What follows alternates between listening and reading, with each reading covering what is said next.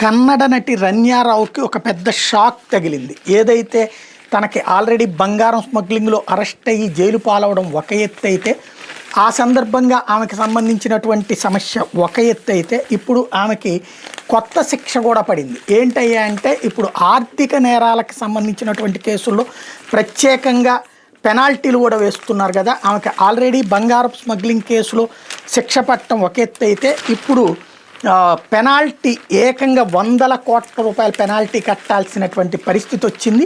విదేశాల నుంచి అక్రమంగా బంగారాన్ని తీసుకొస్తూ అరెస్ట్ అయిన కన్నడ నటి రన్యారావుకి 102 కోట్ల జరిమానా విధించింది డైరెక్టరేట్ ఆఫ్ రెవెన్యూ ఇంటెలిజెన్స్. మంగళవారం విషయాన్ని ప్రకటించింది. ఆమె అక్రమాలకు మద్దతుగా నిలిచిన హోటల్ యజమాని తరుణ్ కొండరాజుకి 63 కోట్లు, నగల వ్యాపారులు సాహిల్ సకారియా, భరత్ కుమార్ జైన్లకు కలిపి 56 కోట్లు జరిమానా విధించామని చెప్పింది. పరస్పర అగ్రహార కారాగారానికి వెళ్లి మరీ డిఆర్ఐ అధికారులు నిందితులు 4గురికి 250 పేజీలు నోటీసులు ఇచ్చారు. మరో 2500 పేజీల అనుబంధ నోటీసులు అందజేశారు. రన్యారావు దుబాయ్ నుంచి 14.8 కిలోల బంగారం బిస్కెట్లు తీసుకొస్తూ కెంపుగౌడ అంతర్జాతీయ విమానాశ్రయంలో మార్చి 3 దొరికిపోవడం, విచారణ పలుమార్లు దుబాయ్ ఇతర దేశాల నుంచి భారీ మొత్తంలో బంగారాన్ని తీసుకురావడం, ఆ నేపథ్యంలో వీళ్ళందరినీ అరెస్ట్ చేసినటువంటి ఇష్యూ మీదన ఈ కొత్త తీర్పు వచ్చింది.